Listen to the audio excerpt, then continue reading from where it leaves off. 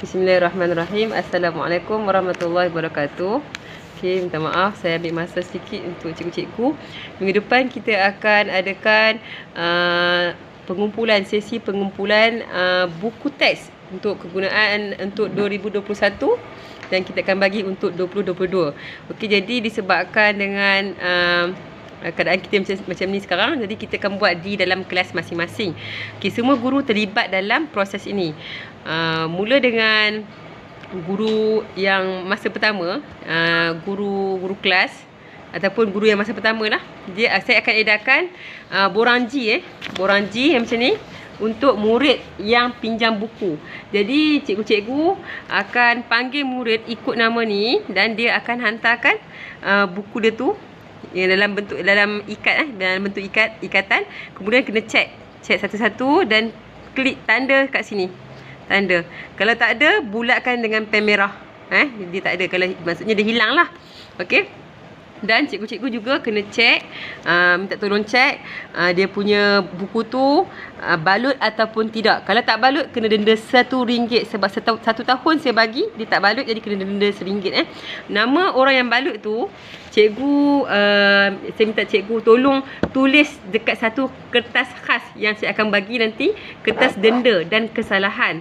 Selagi mana murid tu dia tak bayar ataupun bukunya yang hilang dia tak bayar, dan dia tak bayar duit untuk denda RM1 dia tak balut tu, satu buku RM1. Kalau 10 buku RM10. Gitu Kalau lagi dia tak bayar, dia tak akan dapat buku untuk tahun berikutnya. Okey. Kalau murid tu murid baru, dia memang tak ada nama kat sini. Jadi cikgu kena tulis sendiri, tulis tambah dekat ruang kosong dekat belakang ni, ruang kosong macam ni.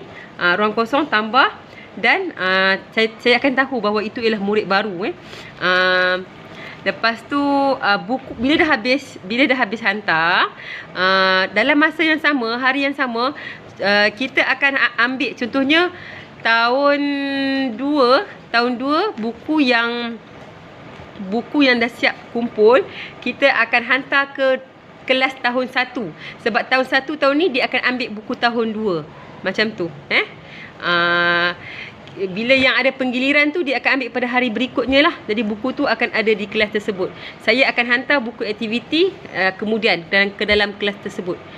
Nanti cikgu yang mana dah selesai untuk pungut dan nak bagi buku yang terbaru, buku untuk kegunaan tahun depan, tahun ni lah, maklumkan kepada saya. Jadi saya akan hantar buku aktiviti ke kelas pada hari tersebut.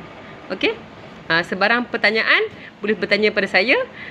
Kalaulah masa cikgu buat tu tak sempat habis, jadi cikgu yang berikutnya akan continue.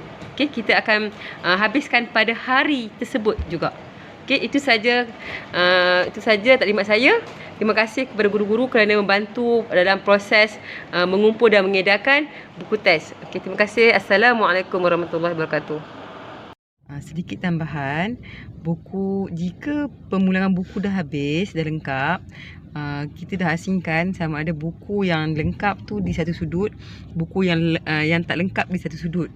Jadi buku yang lengkap tersebut, contohnya tahun 2 turunkan kepada kelas tahun 1, sebab tahun 1 nak guna buku tahun 2. Bila dah habis tak perlu tunggu, terus turunkan, sebab guru tahun 1 nak edarkan untuk tahun 2. Macam tu. Bila dah habis semua, turunkan ke kelas yang memerlukan buku tersebut untuk pengagihan. Hanya buku lengkap saja diturunkan.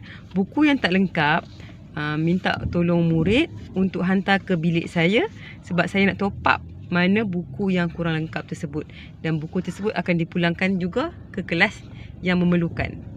Okey.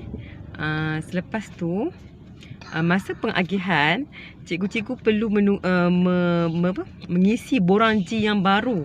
Sebab saya akan bekalkan dalam fail boranji yang baru mengikut nama yang saya telah type pada boranji tersebut lah. Jadi cikgu kena tengok dekat ikatan tu ada buku apa, kemudian tik. Jadi pastikan semua murid dapat buku tersebut. Kalau buku tu tak cukup, cikgu perlu bulatkanlah kosong dengan pensil, sebab saya akan top up kemudian. Jadi sebab itulah saya minta buku yang tak lengkap tu dihantar ke bilik saya dulu, sebab saya nak top up dulu, kemudian saya akan pulangkan ke kelas yang memerlukan buku tersebut. Itu sahaja. Saya harap semua proses pemulangan dan pengagihan buku tu berjalan lancar, insya-Allah. Terima kasih cikgu-cikgu sebab kita bersama. Sekian, terima kasih.